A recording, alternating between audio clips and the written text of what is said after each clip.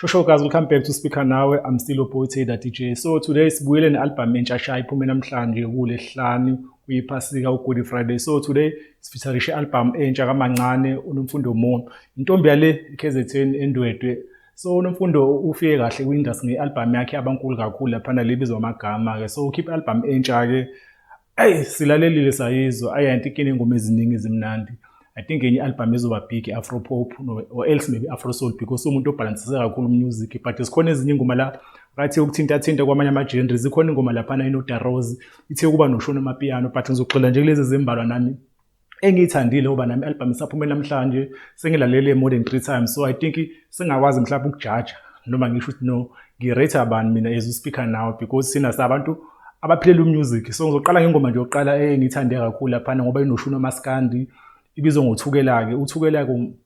usuke eBergville so mina ngidabuka eBergville so ngithe mangibona igama elithi uthukela ngathi okay hayi ake ngizwe ukuthi kuzothiwani laphana anqobe yazi ukhuphuka kakhulu kuleyo ngoma leyo ngithanda nanoshunjo wamaskandi laphana ukubona leyo ngoma I think kuyo lo vele wangeza ngagxila kuyona leyo ngoma lezoba nkulu even namabhinqa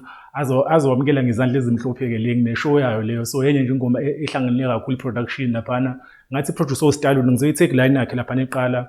ziwu-2 ingoma engizwile ngathi zino Stallone laphana lo wasenkabination so uxola omunye umuntu onzima kakhulu it's come to Afro pop noma Afro soul omunye producer ikhona enye ingoma laphana ethi ekhaya enye nje ingoma naye emnandi eneminingi I think abantu abaningi bazoyithanda leyo ngoma leyo ikhona enye ingoma ethi isifo enye nayo ingoma leyo producer uStallone leyo so ukhaya ukuthi ke unesifo la ukhumbula umuntu wakhe sokuze ubhlungu inhliziyo laphana so ile type le catch kakhulu emjolweni laphana ukuze kungalaleki kileyo ngoma nje leyo abantu abasemjolweni le serious mhlawumbe bazoyithanda ke bona bese uba khona enye ingoma akayibhalele labo sisi abathandana nabantu angasibona babo umakhwapheni labathandana nabantu abashadile khona enye ingoma emnandi akababhalele yona laphana kuneshow labe khona bakitazekile bachazekile laphana because umakhwapheni abayi-great laphana ingoma nje ikhuluma ngathi ilabo umakhwapheni lo okungahlukaneki naye so yilo makhwapheni ke lo asisike so uNomfundo ke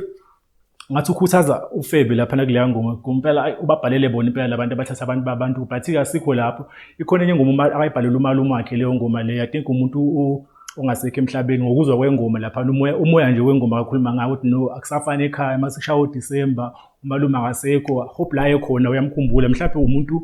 oyengxenye impilo yakhe sakhula laphana so uyafisa ukuthi mhlawumbe ngabe uyabona lezi zinto ezenzeka kuyena ngoba eseyistandi sedumile famous ekhipha ama-album nabantu abakhulu kangaka so leyo ngoma yenye ingoma nje inesiqi ineminingi imnandi kakhulu kuba nenye iphumelela-ke lapha I think iphumelela ukhuluma nje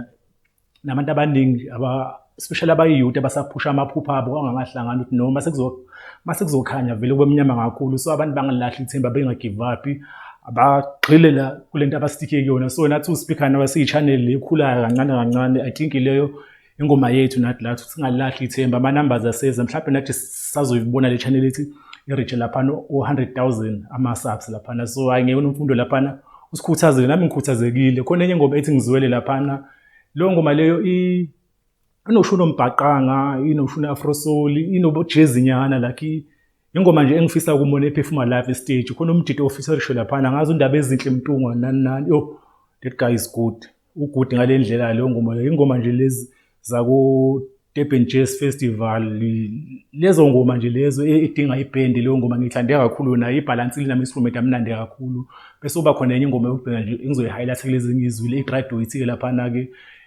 graduate laphana uzizwe e-proud ukuthi wasuke emakhaya wahamba uyofunda wabuya na something abaningi bazokhumbula kuNomfundo Mobe ufunde KZN so I think career yakhe music iqale lapha neVarsity so ile nto akayisho ukuthi waphuma ekhaya hamba wofunda so umuntu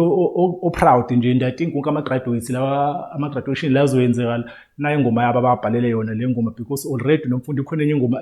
ayekhiphe before naye lokudlala kuma-graduation a-different but-ke